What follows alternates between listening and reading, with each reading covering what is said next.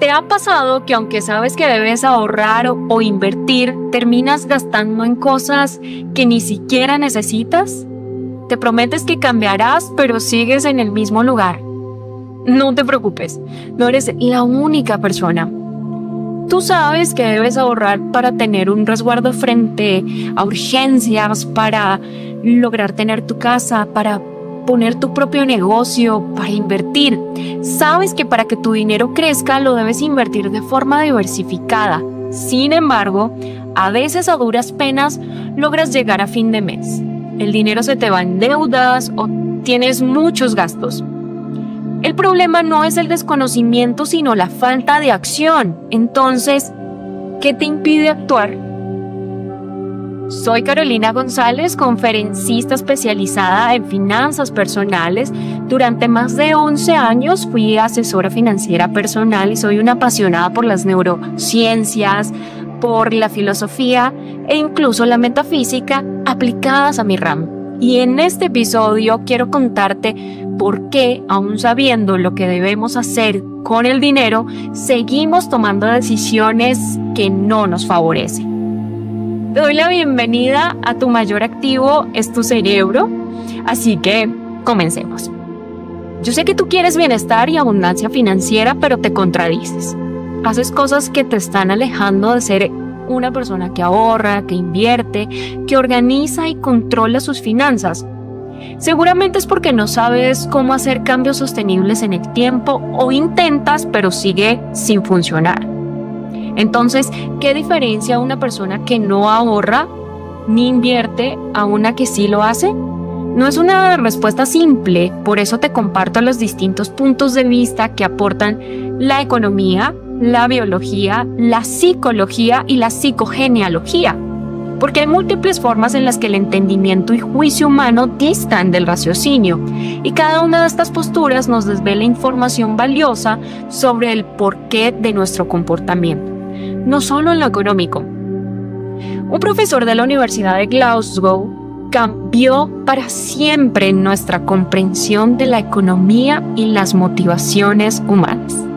Exactamente, es el profesor Adam Smith, quien fue miembro de la Escuela Escocesa de Filosofía de la Moral, junto a un filósofo muy reconocido que era su mejor amigo, el David Hume. Con esto podemos comprender sus intereses, que son altamente moralistas. Era un admirador de la severidad estoica y se preocupaba por la conducta humana. Esto lo llevó a explorar cómo los intereses individuales afectan las decisiones económicas. Y en esas investigaciones, sumadas a los temas que brindaba él en sus clases, quedaron como legado en su primer libro, La teoría de los sentimientos morales, que escribió en 1759, donde compartió la siguiente frase. Te la leo. El placer que disfrutaremos dentro de 10 años nos interesa muy poco en comparación con el que podemos disfrutar hoy. Como vemos, Adam Smith era mucho más que el padre de la economía moderna. ¿Significa entonces que nos interesa el placer y los beneficios inmediatos? ¿Por eso es fácil caer en compras compulsivas, ya sea en ropa, tecnología, lujo o comida? Estas o cualquiera de ellas generan una respuesta en tu cerebro que activa la vía de recompensa. Esa sensación de alto bienestar dificulta encontrar el equilibrio porque tu cerebro buscará recompensas instantáneas en lugar de optar por beneficios mayores que podrías obtener a largo plazo si eres más paciente y moderas las decisiones que tomas.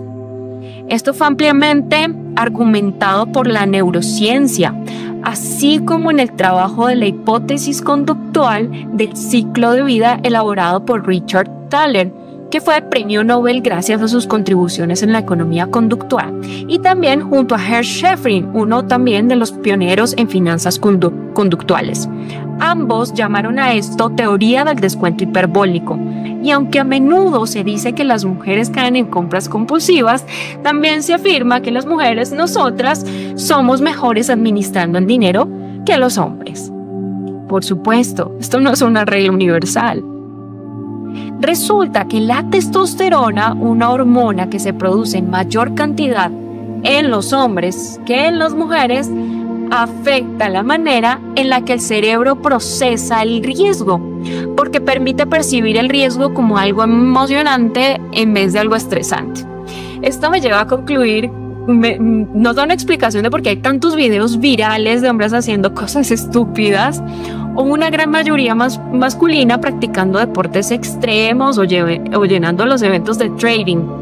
Claro, en estos eventos siempre hay mujeres, pero en una cantidad mucho menor.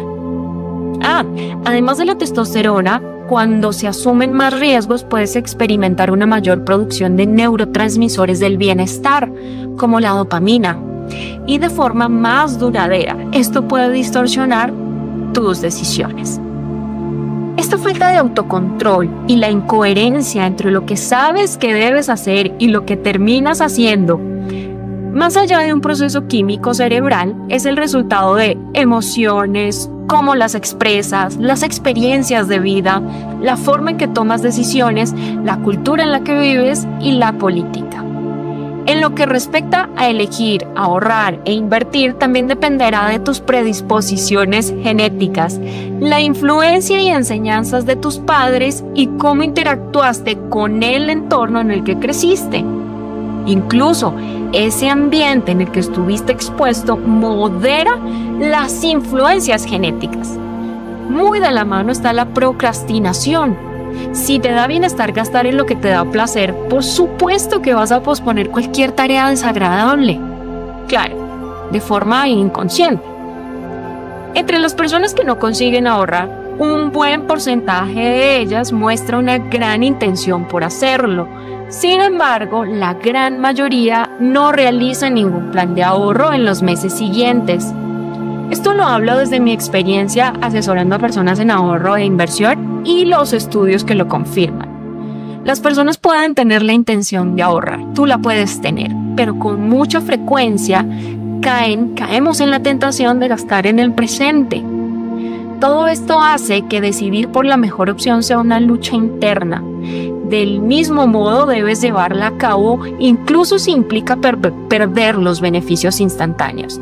Daniel Kahneman y Amos Tversky, psicólogos muy conocidos en esta área, afirman que tomamos decisiones basadas en las expectativas y cómo proyectamos que será nuestro futuro. De entrada plantea muchísimos sesgos. Sumado a eso, tendemos a hacer cuentas mentales de ingresos, gastos y le damos distintos grados de importancia a los objetivos de ahorro que tenemos. Así que en tu mente no va a pesar, no tiene el mismo peso pensionarte que las vacaciones que vienen. Bien, vamos por partes. ¿Sabías que hay algo en tus genes que influye en cómo decides gastar hoy o ahorrar para mañana? Vamos a entender cómo lo que heredaste de tus padres y abuelos impacta en cómo manejas el dinero hoy. En la década de 1960, el investigador Walter Mischel convocó a un grupo de niños de preescolar a un laboratorio en la Universidad de Stanford, porque quería estudiar su capacidad para resistir la tentación. Los niños, sentados en una mesa, miraban un masmelo, un malvavisco, puesto justo frente de ellos en un platito. Mischel les hizo una promesa. Si podían esperar unos minutos sin comer el masmelo, no recibirían uno, sino 2 masmelitos como recompensa. Pero si no podían resistir la tentación y decidían comer el primero antes de que él regresara, se quedarían solo con uno. Unos niños miraban el masmelito, otros intentaban ignorarlo. Esta prueba era una medida de autocontrol y paciencia. Al final, algunos esperaron con muchas ansias hasta que Mischel volvió, pero otros no se aguantaron y se lo comieron antes de que él regresara. Yo sería una de esas. ¿Te das cuenta cómo esto conecta con nuestras decisiones financieras? Si te cuesta esperar por algo mejor, podrías culpar un poquito a tu genética. Pero no te preocupes, hay formas de trabajar en ello. El experimento no terminó ahí, sino que se hizo un seguimiento a los niños mientras crecían. Resultó que aquellos que habían esperado tendían a tener mejores resultados en varias áreas a lo largo de su vida y eran menos propensos a involucrarse en comportamientos muy arriesgados. Una de las conclusiones del mismo experimento mostró que hay algo innato que influye en cómo tomamos decisiones.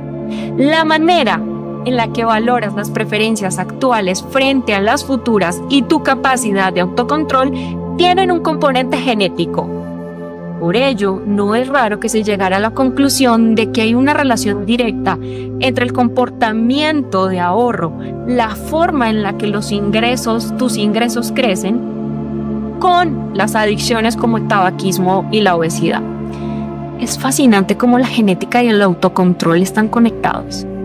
Entre el 2009 y 2010 se evaluaron los portafolios de inversión de un grupo de personas y se descubrió que 1/3 de las variaciones en la participación de los portafolios de inversión se explicaba por un factor genético innato.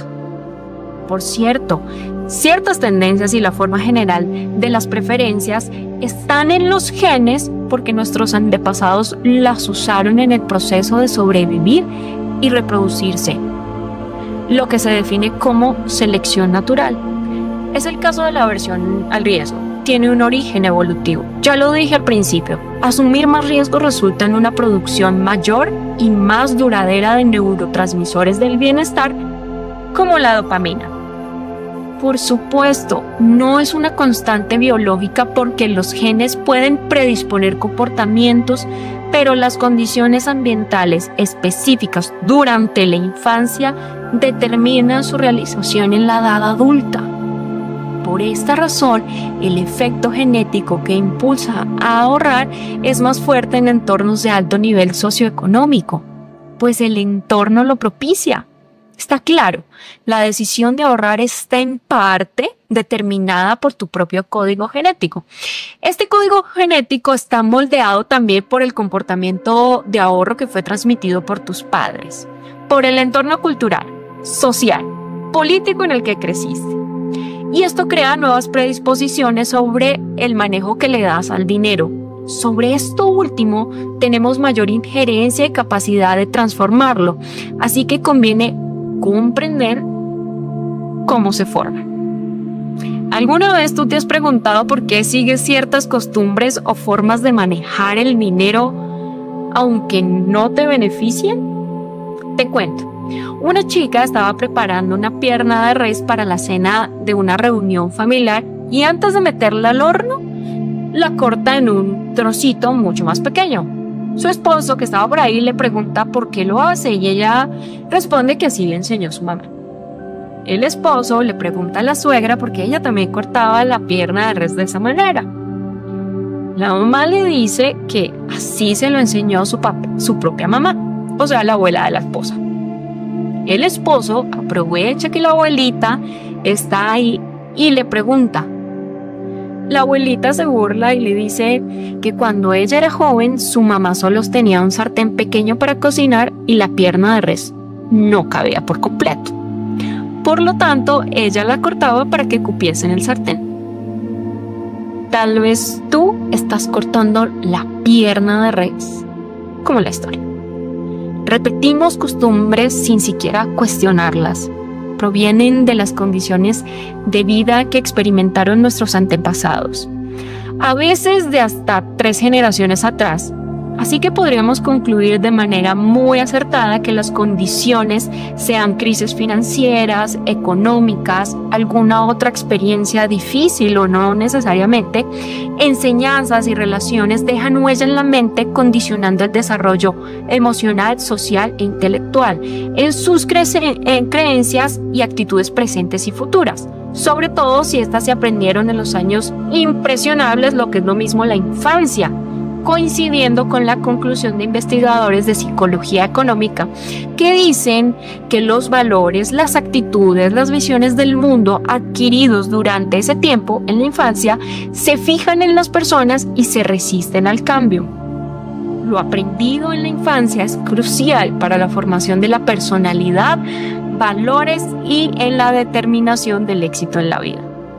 Para la psicología económica, las personas tienden a no cambiar sus creencias cuando tienen 40 años o más, pero en la práctica, cualquier persona a base de voluntad puede hacer todos los cambios que consideren pertinentes. Siempre podemos hacerlo. Estas creencias individuales generan sentimientos que en el colectivo forjan la moral de una sociedad. Esta a su vez controla de cierta forma el comportamiento individual. Puedes profundizar en este argumento con el libro Psicología de las Masas de Gustave Le Bon de 1895. Él decía que un pueblo es un organismo creado por el pasado. Es una frase, y al igual que cualquier otro organismo, solo puede ser modificado por lentas acumulaciones hereditarias. Es decir, siempre estamos evolucionando de manera constante. Aquí yo tengo un resumen de ese libro. Bueno, ¿has sentido alguna vez que repites los mismos patrones financieros que tus padres? Piénsalo mientras seguimos. Los hijos adoptan las decisiones de consumo y ahorro de sus padres, ya sea porque se les transmitieron directamente o mediante el aprendizaje por observación. Los niños observan y modelan el comportamiento, las actitudes o las expresiones emocionales de otras personas. Ni siquiera necesitan imitar, basta con aprender de ellos. Aunque un recién nacido no es un lienzo en blanco, por lo menos se puede decir que nace sin preferencias definidas. Los padres, a través de la crianza, transmiten sus propias preferencias. Si no lo hacen, por la razón que sea, entonces los niños adoptan modelos aleatorios que representan esas figuras: abuelos, tíos, hermanos mayores, profesores, etc. ¿Tú te has preguntado si esas enseñanzas aún te sirven? A veces lo mejor que podemos hacer es agradecerlas y seguir adelante con algo que funcione muchísimo mejor para nosotros. Ahora, ¿cómo influyen tu cultura, tu historia personal y las experiencias de tu entorno en las decisiones financieras que tomas cada día? Una pregunta más. ¿Te imaginas que el país en el que naciste, tu familia y tu historia de vida no tuvieran injerencia en tus decisiones financieras? Todo ese ambiente tiene un impacto profundo en cómo tomas decisiones, ya lo hablamos, ya lo dije.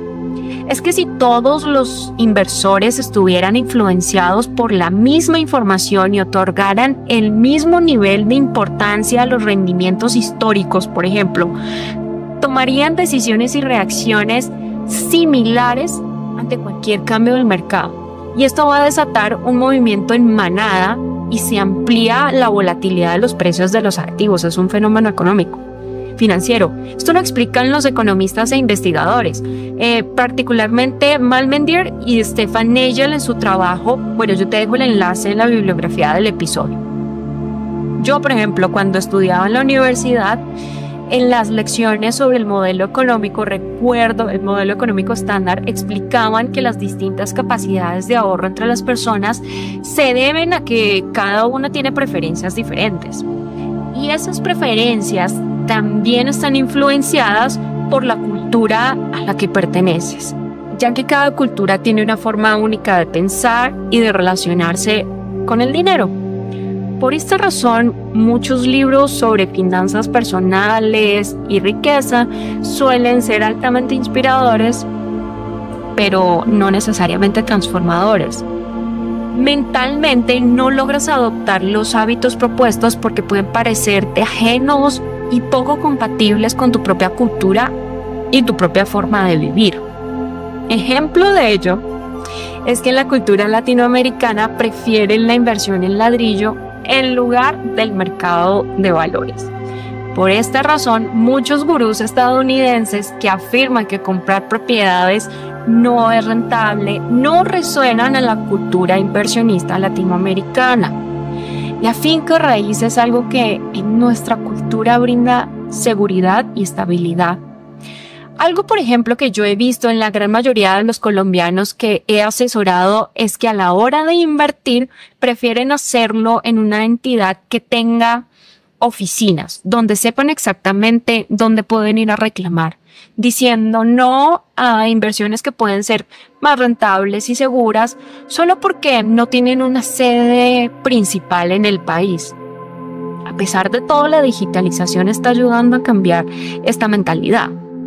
Pero bueno, también, por otro lado, algunos inversionistas deslocalizan parte de su patrimonio a entornos con regulaciones más estables, como el estadounidense, pero lo hacen porque su experiencia de vida les ha demostrado que allí hay más seguridad y garantías financieras. Alguien que no le gusta.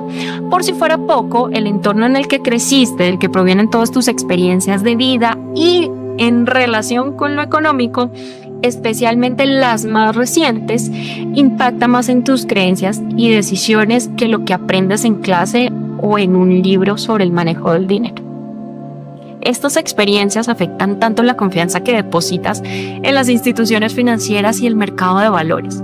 Otro ejemplo, si en tu hogar se beneficiaron de grandes ganancias por haber invertido, es probable que estés más dispuesto a seguir invirtiendo y a llevar más a la acción a tus planes financieros. Pero por el contrario, si en tu familia las inversiones realizadas dejaron pocos rendimientos, seguramente eres más propenso a tomar menos riesgos. No sueles participar en el mercado de valores o inviertes muy poquito en él, cifras muy pequeñas. Pero esto puede cambiar, sobre todo cuando tus inversiones empiecen a generar mayores rendimientos. Esto va a influir lo suficiente para que continúes haciéndolo, incluso en el largo plazo. Muchísimo más que tus experiencias previas. Y si en tu infancia estuvo marcada por la escasez económica, educación muy limitada, tanto tuya como de tus padres, o un país en constante recesión, sin lugar a dudas esto impacta en tu vida adulta. La psicología social habla de que la mayoría de las creencias sobre cómo funciona la sociedad y la economía se forman entre los 18 y los 25 años, llamados los años de formación. Si en esta etapa experimentaste alguna crisis o recesión financiera, sí va a ser muy probable que tiendas a creer que el éxito en la vida depende más de la suerte que del esfuerzo. Además, los niveles de ingresos se convierten en referencias o anclas mentales que van determinando también tus decisiones de ahorro. Formamos referencias mentales partiendo del comportamiento de ahorro de familiares o incluso amigos. Por esto no es nada raro que uno de los comportamientos sea gastar para recibir validación externa bajo la necesidad de ser aceptado o por no sanar el miedo al rechazo. Esto a mí me recuerda la frase de Morgan Housel, que tengo un libro por acá, en el libro Psicología del Éxito, a ver si la encuentro, bueno, por acá la tengo marcada. Gastar dinero para demostrar a la gente cuánto dinero tienes es la forma más rápida de tener menos dinero. ¿Sabías que tus emociones pueden estar saboteando tus finanzas? Frente a cada experiencia hay una respuesta emocional que por lo general difiere de lo que se considera lógico y a su vez impacta en el comportamiento o reacción ante esa experiencia. Por ejemplo, seguramente presentas reacciones inmediatas y viscerales ante riesgos e incertidumbres, que te dé miedo o que sientas ansiedad. Estas emociones se les conocen como anticipatorias. Esto sucede porque estas emociones reaccionan más rápido que los pensamientos. Es así como el miedo te puede paralizar, como en el caso de las fobias, lo que explica el alto número de personas que sufren trastornos relacionados, ¿sabes? En psicología, a este proceso de toma de decisiones se le conoce como procesamiento asociativo. De otra parte, evaluamos las consecuencias de las diferentes opciones que tenemos y las emociones que esperamos o creemos que vamos a experimentar en ese futuro, llamadas emociones anticipadas. Por ejemplo, el arrepentimiento antes de decidir. Damasio, de quien hablé en el episodio anterior, sostiene que nuestras decisiones se guían por cómo nos sentimos físicamente respecto a esas opciones. Por supuesto, también hay un procesamiento basado en reglas que implica tomar decisiones de forma un poco más consciente o de manera más racional, si le quieres decir. Es importante que comprendas que las emociones tienen una forma particular y única de manifestarse en cada persona. Tienen un sello propio y, por si fuera poco, sobre ellas recaen una serie de reglas sobre cómo debemos o no mostrarlas según la cultura a la que tú pertenezcas y el momento en que se presenta, ¿sí? No es lo mismo estar feliz en un fallecimiento. Cuando tú te sientes feliz, tiendes a ser más optimista y a juzgar positivamente a los demás. Sin embargo, también eres menos propenso a arriesgarte o hacer cosas como apuestas. Esto se debe a que tu cerebro prefiere mantener el buen humor y evitar perder a toda costa. Como ves, suprimir las emociones puede perjudicar la calidad de tus decisiones y hacer que tomes peores decisiones. Ahora quiero que hablemos de algo que todos hemos sentido: las emociones que nos paralizan, especialmente el miedo a perder. En el lenguaje económico y financiero, esto se conoce como aversión a las pérdidas. Es un elemento esencial en el diagnóstico financiero que se realiza a alguien que desea invertir, ya que nos permite decidir en conjunto cuál es el nivel de riesgo más idóneo que puede aceptar y tolerar el inversionista.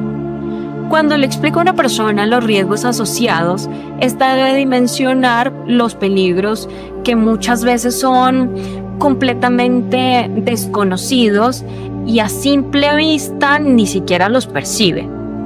Al hacerlo, aparecen en la mente los temores. Puede hacerse consciente o no de su nivel de falta de control y de las posibles catástrofes que pueden ocurrir hacia el conjunto de todo eso desconocido. Hasta acá no hay un proceso cognitivo, sino más bien afectivo. Empiezan a sopesar más las pérdidas que las posibles ganancias.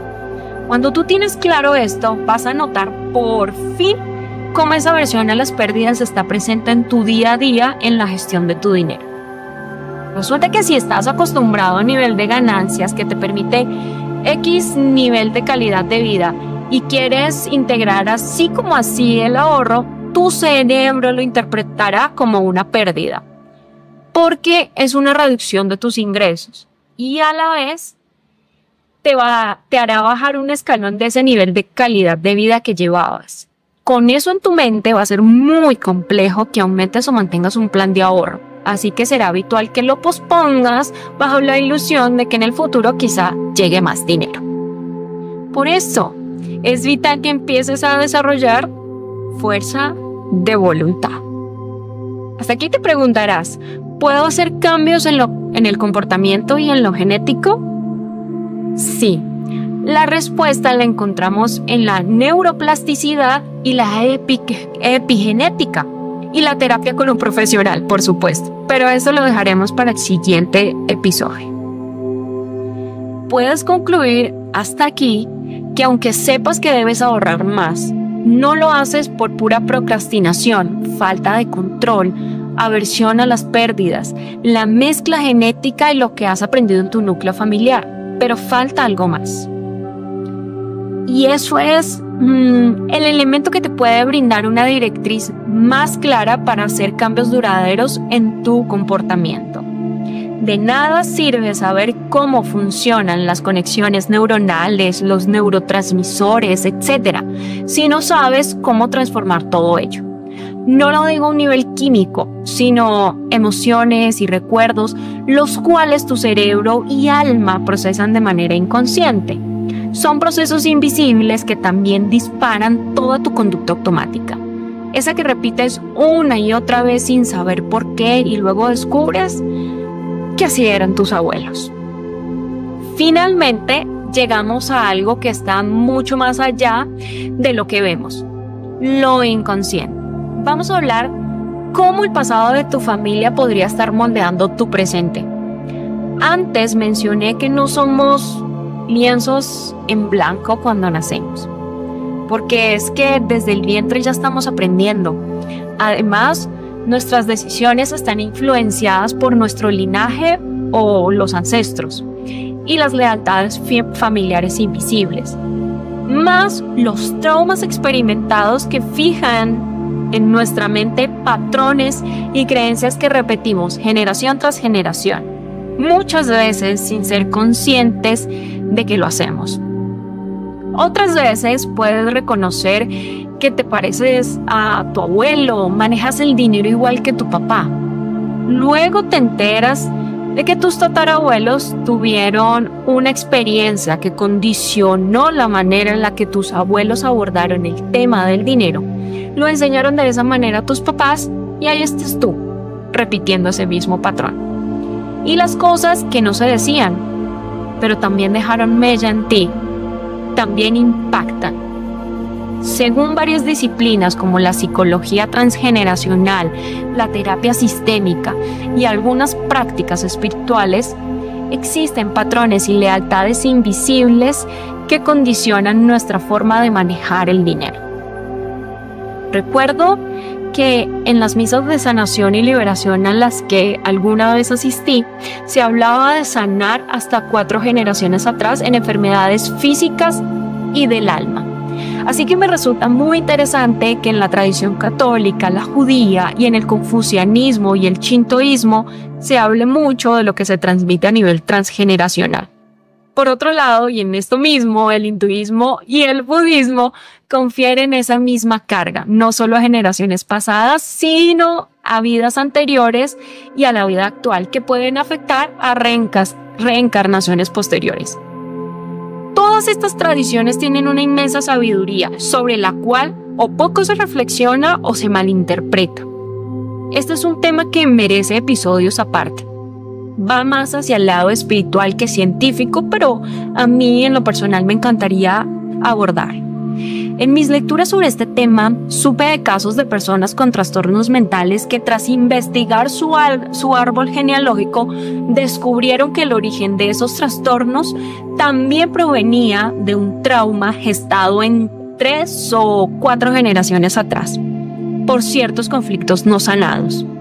Había una explicación adicional más allá de solo lo físico. En esas mismas lecturas me sorprendió la revelación de que las dificultades con el dinero están ligadas a conflictos, carencias psicoafectivas, deudas, ruinas, la pérdida de herencias, secuestros, asesinatos por dinero que le sucedieron a los tatarabuelos, a los bisabuelos. Y de esas experiencias provienen una serie de fidelidades y creencias que se van heredando, en su mayoría de forma inconsciente. A veces, cuando no comprendes por qué actúas como actúas y has abordado el tema con tus padres, has hecho tus terapias, te has puesto a trabajar y resolver, te das cuenta que el origen está en tus bisabuelos. Cuando tomas conciencia de ellos y sus vivencias, perdonas y te empiezas a desligar de aquello que ya no te sirve y aceptar lo bueno que te deja. Esa incapacidad de lograr bienestar financiero, el exceso de deudas sin resolver, pérdidas tras pérdidas o el no poder levantarte de esa situación de estrés económico pueden tener un origen en creencias profundamente enraizadas como no tengo derecho, no merezco, no valgo la pena, soy un inútil, nada me sale bien, el dinero es solo para los ricos, yo siempre estoy sin dinero, entre muchas otras que terminan autosaboteándote. Así que te sugiero que empieces a evaluar cuáles tienes tú. Voy a contarte lo que pasaba en mis sesiones de asesoría financiera. Yo noté que muchos de mis clientes tenían cierto temor de hacer su propio presupuesto. Les daba un auténtico terror revisar sus cuentas. Otros se negaban rotundamente a tener que quitar ciertos gastos, aún a pesar de que sabían que estaban dilapidando sus propias finanzas. Era muy evidente una profunda resistencia, como si su identidad estuviera atada a esos gastos. Como si al dejarlos ir también estuvieran perdiendo parte de sí mismos. Porque lo que aprendemos en nuestra vida se impregna tanto en nosotros que llegamos a considerar que eso es lo que somos y somos fieles a esa idea que se construyó de nosotros. Yo recuerdo particularmente a una clienta que compraba ropa de forma compulsiva. Tenía un armario lleno de cosas nuevas, aún con la etiqueta. Antes de contarte esto, debo aclarar que surgió dentro de una conversación como cualquier otra. Jamás intenté hacer de terapeuta porque no es mi oficio, no lo sé, eso no, ¿ok? Fue simplemente una conversación amistosa en la que le sugerí otro punto de vista sobre su comportamiento. ¿Cómo lo haces tú con tus amigos? Habiendo aclarado, ya puedo continuar. Bueno, yo le pregunté qué representaba la ropa y ella dijo muchas cosas sobre sus gustos. Así que cambié la pregunta. ¿Para qué es la ropa? ¿Qué función cumple? No en relación a moda o comodidad, sino lo más básico. Entonces ella me dijo, para cubrirme. Respondí, exacto, te cubres para protegerte, para proteger tu piel. Bueno, luego de ello le pregunté otra vez, ¿quién en tu familia debía protegerte y no lo hizo? Ella se quedó en silencio y aproveché y le dije, ¿cuándo sentiste el abandono de tu papá? Ella me contó cómo su papá las dejó cuando era adolescente y tuvo que empezar a cuidarse sola. Yo le expliqué que la ropa tiene la función de protegernos de las inclemencias del clima, claro. Función que también, bajo algunas filosofías y a nivel evolutivo, se le atribuye al padre, cubrirnos, protegernos. Sí, a la madre también, pero era el hombre quien cuidaba a su pareja y sus hijos de que no los matara otro clan o un animal salvaje. Otro rasgo inconsciente de nuestra selección natural. Probablemente ese comportamiento compulsivo era una manera de cubrir las carencias relacionadas con su papá. Luego sí, ella me confesó que fue muy útil para ella porque pudo darse cuenta cómo aún no había superado la decisión de su papá de irse y por otra mujer. Aquí, dos conclusiones. Ve a terapia y aprende a cuestionar tus propias costumbres. Recuerda, entender lo que pasa en tu interior es el primer paso para cambiar tu relación con el dinero. La diferencia está en que hay personas que se quieren hacer cargo de su realidad, apropiarse de su capacidad para cambiarla, y otras que quieren las ventajas pero sin hacer el trabajo interno. Y bueno, no lo hacen porque es muy difícil aceptar dolores, traumas, tristezas. El mismo cerebro tiene la capacidad de olvidar algo solamente para obviar el dolor tan inmenso que ello supone. Así que, ¿cómo voluntariamente quisieras aceptar sentir ese dolor? Es muy complejo. Hay gente que vive en la miseria mental porque les resulta más reconfortante porque no creen que haya una mejor realidad para ellos. Hay quienes tienen dinero pero aún se quejan de que no es suficiente. Yo sé que conoces este tipo de personas. Todos conocemos a alguien así. También hay quienes vivieron una infancia llena de privaciones y aunque en su edad adulta tienen el dinero para vivir cómodamente y de forma holgada, aún así se dan a sí mismos una vida muy limitada.